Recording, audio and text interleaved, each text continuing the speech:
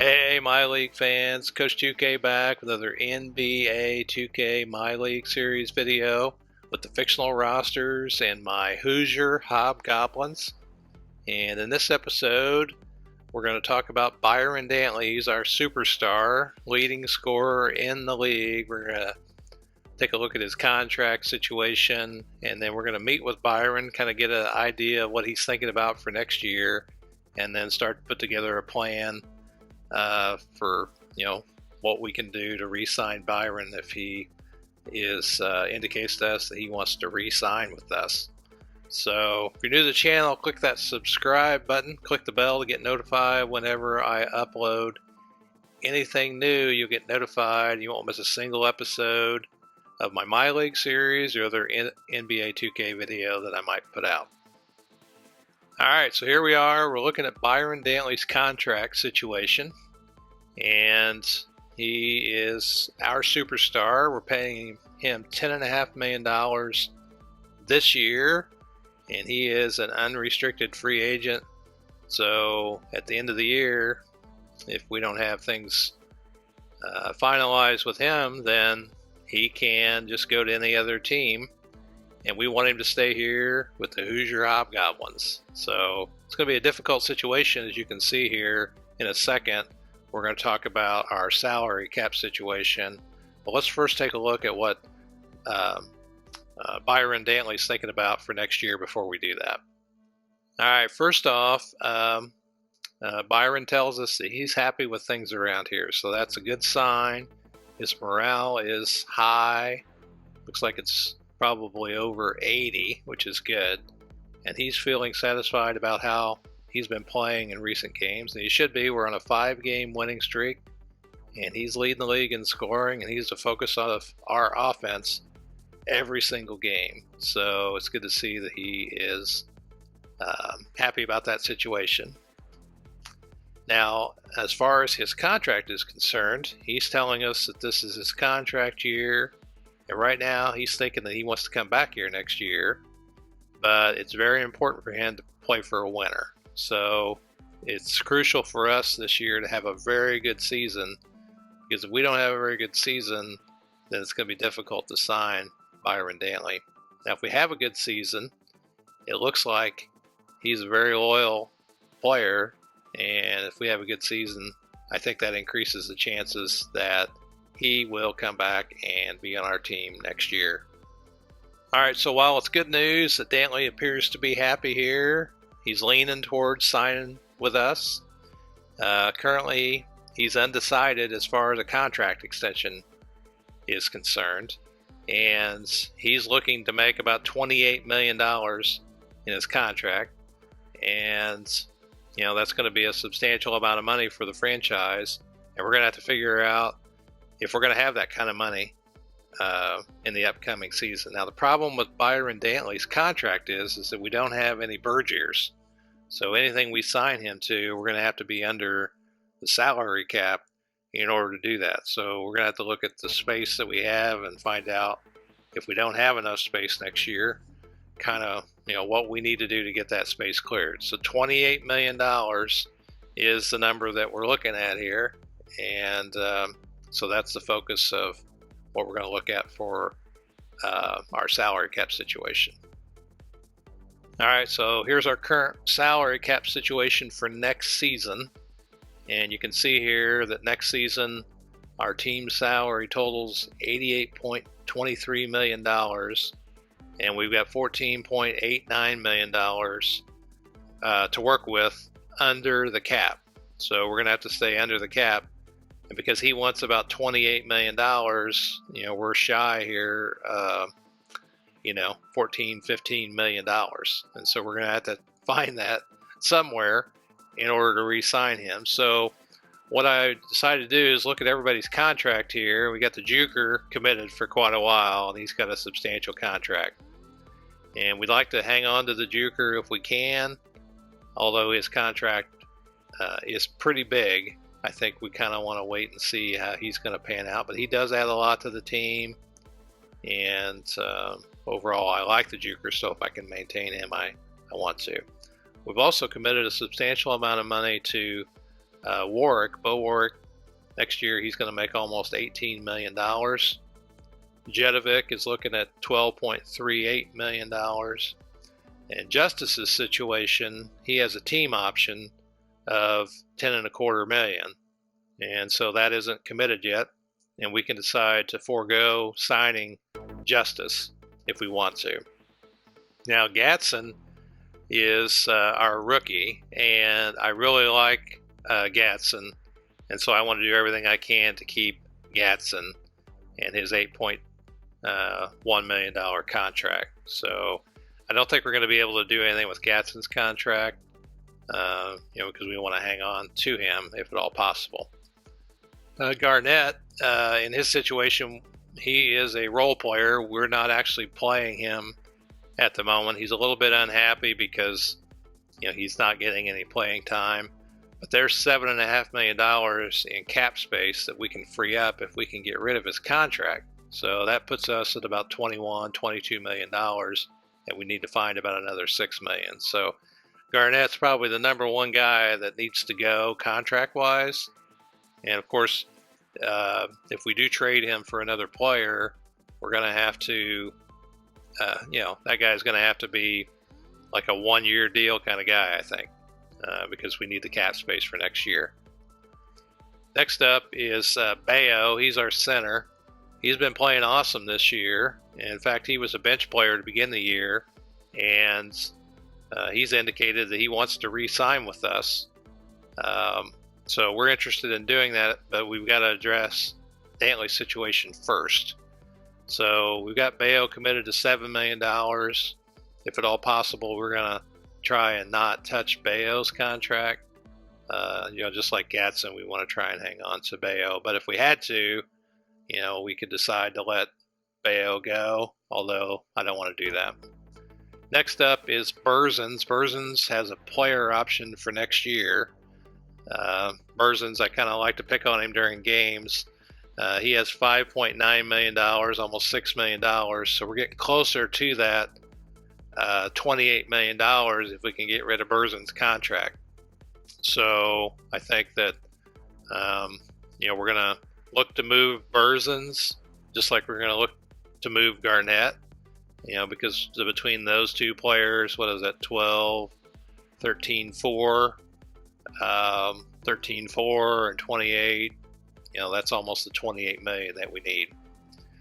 Cummings, we got him just as a backup shooting guard, and he has $3.4 million player option, and we moved Rivera to kind of improve our contract situation with him. Now, I don't know that we're going to be able to move Cummings because of the 60-day rule that doesn't allow us to do that, and so we may not be able to move Cummings, but if we could, that would be the rest of the amount of money that we would need to sign Dantley. Now, the rule on, I traded for Cummings, and so you can't trade a player for 60 days. I forget what that rule is called, but that's kind of important to know. Next up is Bryce Kidd. Bryce Kidd is an extremely cheap player for what we're getting out of him. I mean, last game, before last, he had 33, and Kidd's been playing awesome, and he starts for us at power forward. So we got him under contract for next year. I don't see us doing anything with his contract, and trying to get rid of him because, I want him to continue to play for the team, and it's not like he's so cheap, it's kind of not really a point. It's pointless to get rid of him. After that is Taylor. Taylor is pretty much expendable too. That's $2.45 million that if we could find a way to move Taylor, that we could free up as well. And same thing with Rayshawn Holmes. Rayshawn Holmes is our third string center now after we picked up Ruiz to back up Bayo. And so because of that, we can try and move Holmes too to get a little more cap space. And then that's pretty much everybody that's under contract. We have some of these leftover things. We have a trade exception with Rivera. These are leftover things from the actual real life NBA you can see that Pacers are still paying Ellis, which is crazy. So that means our priority here is to, find a way to get rid of Garnett and Berzon's contract, and then kind of pick up some loose change here to get us into that $28 million range. And so I'm guessing we're going to have to find some one-year guys that have expiring contracts for next year. So that's going to be a key area for us to look at, is for, teams with expiring contracts, where we can kind of fill in these gaps and decide what to do. So as a result of all that discussion, what we've decided to do is update our trading block screen. So the trading block screen is divided into 3 sections. You have a target list of players that you're interested in signing or obtaining from other teams, or picks that you'd like to obtain. And in the target list, you can actually put your own players. So I went in and I put Byron Dantley there because he's our #1 target for next year. If we don't do anything, we want to make sure we sign Byron Dantley. We might have to surround him with some, minimum contracts, but at least we can get him under contract. Now, the trading block here in the middle, you can see I've added the guys that I want to trade. Garnett, Berzons, Cummings, if it's possible. You may not be able to trade him because of the trading rules. Rayshawn Holmes and Edwin Taylor. So those are guys that we're going to try and figure out, to trade for. Now, we put them in the trading block here because we want to have the CPU teams that are controlling the other teams to kind of try and know what we want, and we want to trade these guys so that they will maybe offer us some trades for these specific players. And by putting them on the trading block, that kind of alerts other teams that we're interested in hearing deals that they might have. Now, the last section here are the untouchables, and so I put 3 guys on here that I want to build the team around: Byron Dantley, Bryce Kidd, and Lonzo Gatson. So if any deals that we do, I don't want to include those 3 players, and so that's why I put them in the untouchables. And so just like on the trading block, this should prevent us getting any offers for these 3 specific players. I thought about adding Bayo on here too, because he's pretty important to me. But these guys are all pretty young, which is important. So speaking of age here, one of the things I want to do is I want to have, some young guys that I can build the franchise around. So you can see here, Kidd and Dantley and Gatson, those are, 3 of the 4 youngest guys on the team. And so if we can get those guys locked into multi-year deals eventually, they can be what we build the team around down the road. Some of the other guys you can see here, like Bayo, he's 28. Garnett's already almost 30. The Juker's 30 the way it is. With this substantial contract, going out to, when he's 35, I'm not sure he's going to be worth it.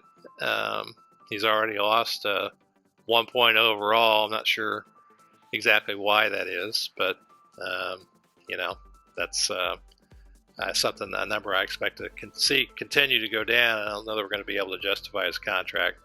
Same with Warwick. These guys are a little bit older. Our oldest guy is Ruiz, and I'm not even sure he'll sign with the team next year. Now you can see here on the team intel screen, now you get a clearer picture of what our team is looking at, and other teams in the league should be able to kind of get a feel for what we're looking to do. And so you can see where the guys that are on the trade block, who we don't want to trade and who our expiring contracts are. And so part of our strategy is going to be to kind of look at some of these other teams in the league. Like, for example, the Gnomes are rebuilding. So, they're interested in getting some young players, but they've got some guys that are on expiring contracts that I want to take a look at around the league. And it'll be a little bit easier maybe to get some of those guys potentially, from teams that are rebuilding, maybe more so than like a team that, I suppose a team like the Sasquatches who are buying, they may be willing to pick up some players. So it's going to be kind of an experiment here to see, what these other teams are going to want to do. I'm also interested to see if these things change over time, because none of the teams in the league have done anything what we do yet. And I imagine as we get closer to the trade deadline that these teams, some of these teams are going to start to negotiate. Now, one thing I'm interested in seeing is like the Werewolves here are, they're considered contenders, but they're 5-12 and they're having a tough time. And I'm interested to see as we get closer to the trade deadline what a team like the Werewolves might do. All right, so once I look at those team intel screens and get some ideas of some players that I think that might make good fits, I can figure out maybe some different trade options I might want to take a look at. Then probably what I'll do is kind of update the target list over here to put 2, 3, 4 guys that I want to target. And my goal here is to not use the trade finder and to try and do this just negotiating directly with the teams and proposing trades without actually having these trades be kind of manipulated by the trade finder. So one of my house rules is going to be not to use the trade finder if at all possible. And so what I want to limit what I do to the CPU offering me trades, or me looking at rosters and seeing what people need and looking at contracts and see if I can come to a deal. The other thing as part of that I'm going to do is take a look at the rumor mill and see what kind of things might be going on around the league, names I might see mentioned. Like here, the rumor mill, a couple names are mentioned, Freeman Gentry and Byron Skinner. So, these are kind of little clues that tell you, what might be going on in the head of some of these other players. And I'll probably look at some of the players and see if they're happy with their team, if they're wanting to move, and to get an idea of who might be willing to come to our team in some deals. Okay, so that's a summary of what our situation is with Byron Dantley and kind of the game plan that we've put together moving forward. And I hope that you kind of see behind the scenes here what we're trying to do with the team. In addition to showcasing how we're playing on the court, we kind of want to show the business side and do it in a way that makes sense and doesn't try to manipulate the game. And so I'm anxious to see if we can sign Byron Dantley this year, and hopefully we can. And so if you got any suggestions, let me know in the comments. I don't have everything figured out yet. It's just kind of slowly putting this stuff together, and we'll talk more about it as we go along throughout the season. All right, well, thanks for watching. I'm Coach 2K. I'll see you on the court in the next game video that I do.